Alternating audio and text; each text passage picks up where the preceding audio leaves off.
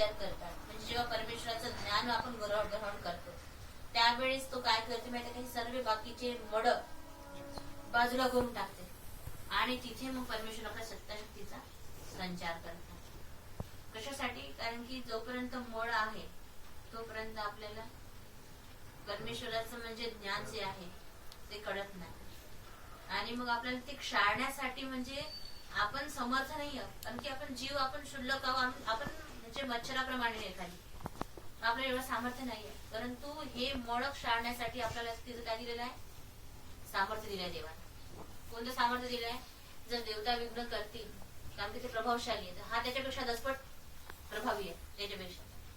म्हणजे आपल्यालाच आपले म्हणजे ज्ञान ग्रहण करून आचरण करून तिथे जाऊन आपल्यालाच आपल्या कर्माचं क्षालन करायचं. आणि जेव्हा परमेश्वर प्राप्त व्हायचंय आपल्याला तेव्हा सुद्धा ह्या सर्व साध्याची प्राप्ती का करायचंय?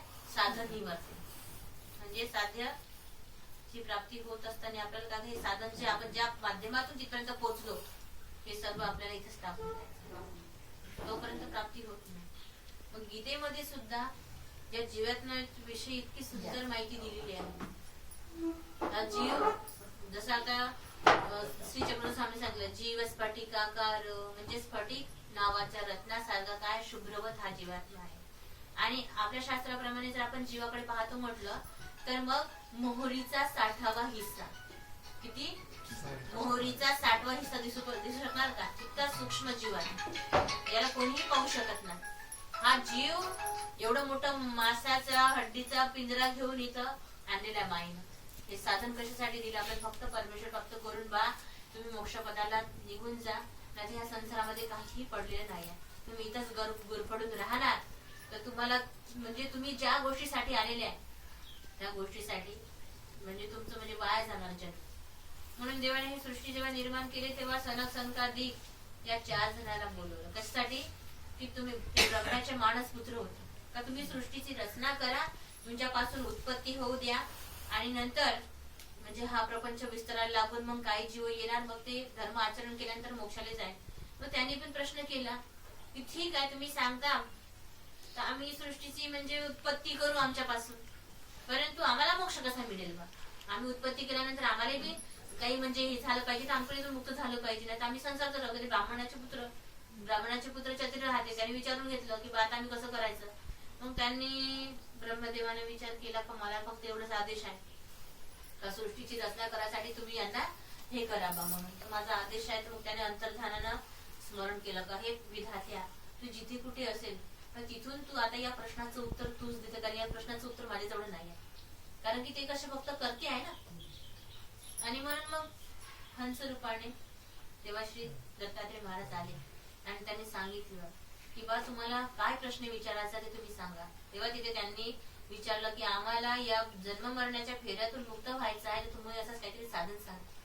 मग देवाने सांगितलं जर तुम्हाला मुक्त व्हायचं असेल तर तुम्ही या नामाचं स्मरण करा. म्हणून तिथे त्यांनी फक्त नाम सांगितले आणि त्याच्यानंतर जो गीतेमध्ये उपदेश आहे, जो सूत्रपाठामध्ये उपदेश आहे तोही त्यांना केला. पण इतक्या काळ ब्रह्मदेवतेला काहीही कळलं नाही काही, कारण की देवता अनाधिकारी आहे परमेश्वराचं ज्ञान घेण्यासाठी, तसा जीव नाही. जीव अधिकारी आहे म्हणून त्याला देवताफळे प्राप्त करता येते. त्याला एखादी या म्हणजे पृथ्वी तलावर श्रीमंत म्हणून बनून ख्याती मिळवता येते. त्याला काहीही करता येते. त्याला परमेश्वराचं स्वरूप सुद्धा म्हणजे पावन करता येते. म्हणजे अशा पद्धतीने फक्त हे स्वातंत्र्य जीवाजवळच आहे. आणि हेच ज्ञान देवाने गीता आणि सूत्रपाठाने दिलेले आहे की तुम्हाला म्हणजे जीवाची, देवतेची, प्रपंचाची या सर्वही याची माहिती याच्यामध्ये पाहिजे. जसं आता भूमी आपो नलो वायू खमन बुद्धिरेवच अहंकार इति निर्यम्ये भिन्न प्रकृती रष्टता. म्हणजे प्रपंचाची निर्मिती कशी झाली बा? अर्जुनाने प्रश्न केला देवाला हा प्रपंच कसा आहे? मग देवाने सांगितलं ना भूमी, आप, अग्नी, वायू हे 5 आणि रस तम सत्व याचा 3 गुणाचा म्हणजे 8ही म्हणजे 5 भूत आणि 3 गुणाचा जो गाथा केलेला आहे याचा हा प्रपंचाची निर्मिती केली. हा प्रपंच आला कुठून? अष्टभैरवापासून आला. अष्टभैरवाने या प्रपंचाची निर्मिती केली, पण त्याला सुद्धा माहित नाही का प्रपंच हा माझ्यापासून आहे. जेव्हा त्याला माहित होते तेव्हा तू का म्हणते माहित आहे का याचं कर्ता सुद्धा तुम्हीच आहो असं माहिती. 8 भैरव असा भयंकर आहे की म्हणजे भूमी भूत आहे आणि जे कराळी विकराळी उमापती पशुपती सदाशिव ब्रह्मा विष्णू महादेव या आठाकडे याचं हे आहे. तो का म्हणते मी श्रेष्ठ आठाचं एकामेकाचं पटत नाही. अशा पद्धतीनं तिथून निर्मिती सांगितली. तर आपल्या सूत्रपाठामध्ये याची निर्मिती सांगितली म्हणजे पंचमहाभूतीपासून नाही का. तर मग देवतेचं सांगितलं. जसं आता देवतेचं म्हणजे विद्या मार्ग जो सांगितला आहे तसं इथं पण देवाने सांगितलं की आ ब्रह्म भुवन आ लोका पुनरावर्ती म्हणजे 10व्या अध्यायामध्ये सर्व देवी देवता आणल्या देवाने पूर्ण. जसं आता इथं विद्या मार्ग सांगितलं सूत्रपाठामध्ये तसं गीतेमध्ये 10व्या अध्यायामध्ये विभूती योग सांगितलाय की या सर्व शक्त्यामध्ये मीच आहे. परंतु शक्तीची पूजा करण्यापेक्षा आपण केवळ परब्रह्माची केलेली कधीही चांगली.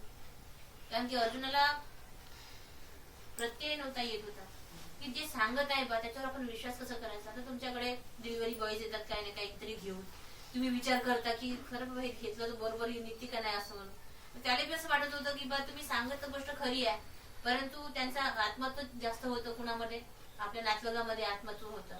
म्हणून देवाला नाना पद्धतीनं त्याला म्हणजे प्रश्नाचे उत्तर देऊन देऊन देऊन देऊन 10 अध्यायापर्यंत आणले. तर तो का म्हणे अर्जुन ह्या शक्त्या सर्व तुम्ही सांगत आहे परंतु मला त्यात पाहायचे आहे तुमच्यामध्ये.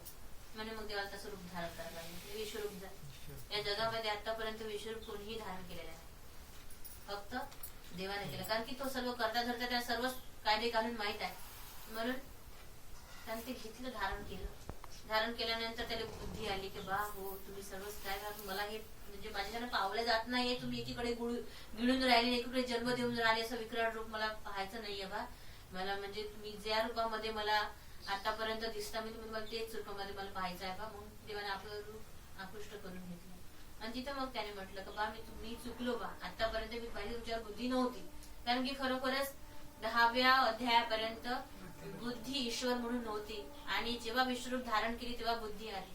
आणि तेव्हा म्हणते की बा मी तुम्हाला हे माधवा हे सखी ती म्हटलो म्हणे आतापर्यंत तुमच्यासोबत मी झोपलो तुम्हाला पाय लागला पण तिथं त्यांनी माफी मागून घेतली. माधवा मी आतापर्यंत तुला म्हणजे मजाक मध्ये घेतलं पण मला माहित नव्हतं की वास्तविक तू ईश्वर आहे बाबा. आणि इथं देवानं 4थ्या अध्यायामध्ये सुद्धा सांगितलं होतं की बा अपरम भवतो जन्म परम जन्म व्यसत कथम येतो जाणीया तो आदो प्रोक्तवादी. म्हणजे आपले भरपूर जन्म झालेले आहे याचं ज्ञान तुला नाही आहे ते ज्ञान मला आहे. कारण की मी आज आहो उद्याही आहो आणि पुढेही राहणार आहो. कारण की जोपर्यंत हे जीवात्मे आहे तोपर्यंत परमेश्वराला यावंच लागेल. कारण की त्याचा हेतूच या सृष्टीच्या निर्माण करण्याचा एकच होता ह्या जीवाला पूर्ण उद्धरण करून हे करायचं. आणि असं असताना परमेश्वराने हे गीतेची निर्मिती केली आहे सूत्रपाठाची निर्मिती केली आहे. उद्धव गीतेची निर्मिती झाली आहे ज्याच्यामध्ये दत्तात्रय महाराजांनी यजुर्वेदाचं ज्ञान सांगितलं. हे कशासाठी वारंवार सांगणं कशासाठी आहे की तुम्ही जीव आहे बा. तुम्ही जर कर्म सोडून दिले आपले परमेश्वरीचे कर्म जर सोडून दिले तर मग तुम्हाला म्हणजे जे भेटायचं ते भेटणार नाही. म्हणून काहीही करा पण ईश्वर धर्म सोडू नका.